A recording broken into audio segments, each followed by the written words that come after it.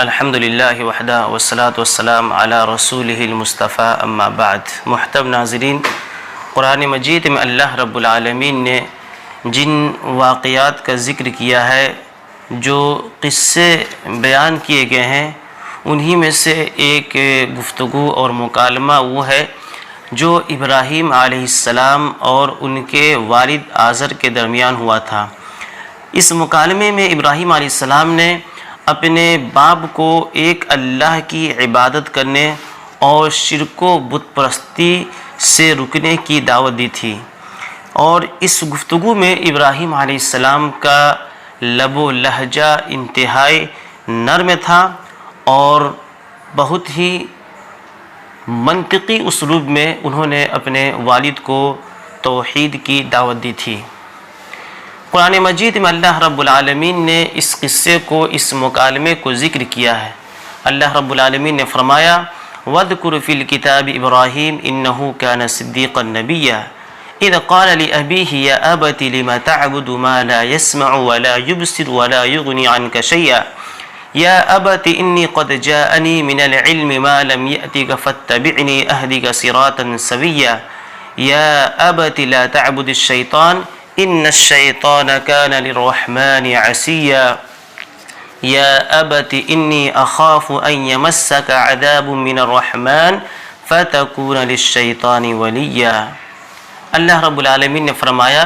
کہ اس کتاب میں ابراہیم علیہ السلام کے قصے کو بیان کریں۔ بلا شبہ وہ سچے کردار کے نبی تھے، جبکہ انہوں نے اپنے باپ سے کہا کہ ابا جان، آپ ایسی چیزوں کی عبادت کیوں کرتے ہیں جو نہ تو سن سکتی ہیں، نہ دیکھ سکتی ہیں اور نہ آپ کو کچھ فائدہ پہنچا سکتی ہیں؟ اے ابا جان، میرے پاس ایسا علم آیا ہے جو آپ کے پاس نہیں آیا ہے، لہٰذا آپ میری بات مانیں، میں آپ کو سیدھے راہ کی رہنمائی کروں گا۔ اے ابا جان، آپ شیطان کی عبادت نہ کریں، بلا شبہ شیطان تو رحمان کا نافرمان ہے۔ اے ابا جان، مجھے اس بات کا خطرہ ہے کہ کہیں اللہ رب العالمین کا عذاب نہ آپ پر آ جائے اور آپ شیطان کے دوست بن جائیں۔ اس مکالمے اور گفتگو سے ہمیں بہت سارے دروس اور عبرتیں ملتی ہیں۔ سب سے پہلا سبق، سب سے پہلا درس جو ہمیں اس قصے سے یا اس مکالمے سے ملتا ہے وہ یہ ہے کہ وعظ و نصیحت اور دعوت دین کا آغاز قریب ترین لوگوں سے کیا جائے۔ ابراہیم علیہ السلام نے اپنی دعوت کا آغاز اپنے باپ سے کیا۔ اللہ رب العالمین نے اس بات کا حکم بھی دیا ہے وَأَنذِرْ عَشِيرَتَكَ الْأَقْرَبِينَ کہ آپ اپنے قریبی رشتہ داروں کو ڈرائیے۔ دوسرا سبق جو ہمیں ملتا ہے وہ یہ ہے کہ دعوت دین میں نرمی اختیار کی جائے۔ ابراہیم علیہ السلام اور ان کے باپ کے درمیان جو گفتگو ہوتی ہے، اس میں ابراہیم علیہ السلام نے بڑا ہی نرم لہجہ اور اسلوب اختیار کیا اور اپنے باپ کو پیار سے مخاطب کرتے ہوئے بار بار یا ابتی یا ابتی، اے ابا جان، اے ابا جان، اے میرے پیارے ابو، اس انداز سے مخاطب فرمایا تاکہ آپ اپنے باپ کے دل میں اتر جائیں اور ان کے احساسات و جذبات کو تحریک دیں تاکہ وہ حق کو پہچانیں اور اسے قبول کر کے اس کی اتباع کریں۔ تیسرا سبق جو ہمیں اس قصے سے ملتا ہے، اس مکالمے سے ملتا ہے، وہ یہ ہے کہ دعوت دین میں مخاطب کے ساتھ ادب و احترام کا مظاہرہ کیا جائے۔ ابراہیم علیہ السلام نے اس بات چیت میں اپنے والد کے ساتھ کمال ادب کا مظاہرہ کیا تاکہ یہ یقین دلائیں کہ اپنے باپ کے ساتھ ہر صورت میں اچھا سلوک و برتاؤ کریں گے اگرچہ وہ مشرک ہیں۔ چوتھا سبق جو ہمیں اس مکالمے سے ملتا ہے وہ یہ ہے کہ دعوت دین میں حکمت اور عقل و منطق کی زبان استعمال کی جائے۔ ابراہیم علیہ السلام نے اپنے والد سے گفتگو کے درمیان عقل کی زبان استعمال کی اور منطقی دلیل دیتے ہوئے کہا کہ ابو جان آپ ایسی چیزوں کی عبادت کیوں کرتے ہیں جو نہ تو سن سکتی ہے، نہ دیکھ سکتی ہیں، اور نہ ہی آپ کے کسی کام آ سکتی ہیں۔ اس کے بعد ابراہیم علیہ السلام نے کہا کہ ابا جان میرے پاس ایسا علم آیا ہے جو آپ کے پاس نہیں آیا ہے، لہٰذا آپ میری بات مانیں، میں آپ کو سیدھے راہ کی رہنمائی کروں گا۔ یہاں پر ابراہیم علیہ السلام نے اپنے باپ کو یہ بات یاد دلائی جو فطری طور پر ہر باپ کے اندر ہوتی ہے، یعنی ہر باپ کی خواہش ہوتی ہے کہ اس کا بیٹا اس سے آگے بڑھے، اس کا بیٹا اس سے بڑا بنے۔ بتوں کی عبادت در حقیقت شیطان کی عبادت ہے جو کہ اللہ تعالیٰ کا دشمن ہے۔ اسی لیے ابراہیم علیہ السلام نے پھر آگے کہا کہ ابا جان آپ شیطان کی عبادت نہ کریں، کیونکہ شیطان تو رحمان کا نافرمان ہے۔ یہاں پر ابراہیم علیہ السلام نے اللہ کی جگہ لفظ رحمان کا استعمال کیا۔ دراصل یہ ابراہیم علیہ السلام کی طرف سے اپنے باپ کو توبہ کرنے کی ترغیب دی گئی ہے، کیونکہ اللہ تعالیٰ اپنے بندوں کی توبہ کو قبول فرماتا ہے اور گناہوں کو معاف کر دیتا ہے۔ بلا شبہ وہ تو توبہ قبول کرنے والا اور گناہوں کو معاف کرنے والا ہے۔ پھر ابراہیم علیہ السلام نے اپنے باپ کو متنبہ کیا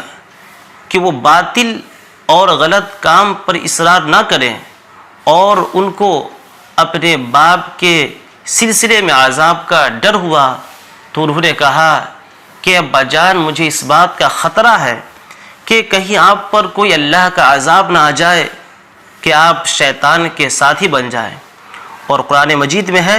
کہ جو شخص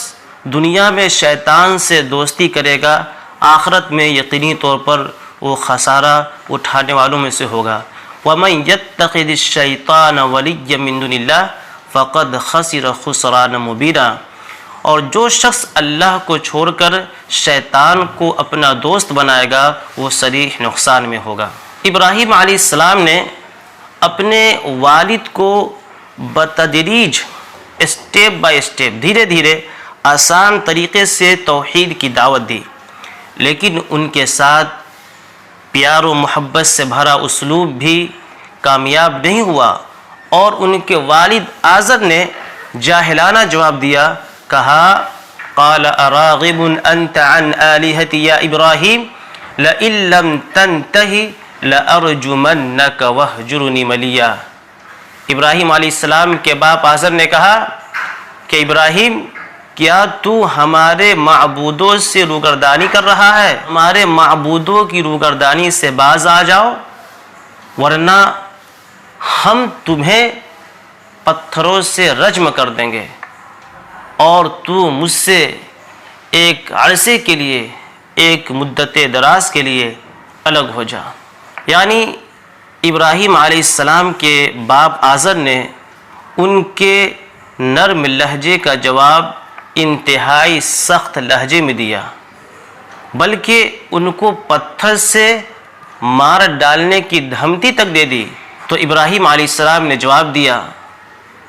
سلام علیک سأستغفر لك ربی انہ کان بی حفیا واعتزلکم وما تدعون من دون اللہ وادعو ربی عسى الا اکون بدعاء ربی شقیا۔ کہ آپ پر سلام ہو، یہ سلام تحیہ نہیں ہے بلکہ سلام متارکہ ہے،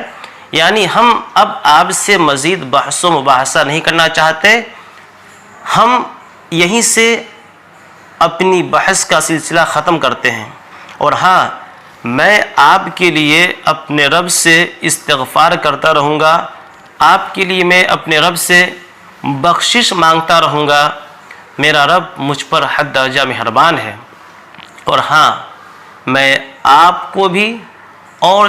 آپ جن بتوں کی عبادت کرتے ہیں سب کو چھوڑ کر جا رہا ہوں، میں تو صرف اپنے رب کو پکاروں گا، میں تو صرف اپنے رب کی عبادت کرتا ہوں، میں اپنے رب سے دعا کروں گا، مجھے امید ہے کہ میرا رب مجھے محروم نہیں کرے گا۔ یہ ایک برا سلوک کرنے والے کے ساتھ انتہائی ادب و احترام اور صبر و تحمل والا جواب تھا، ایسے ہی واعظین اور ناصحین کو چاہیے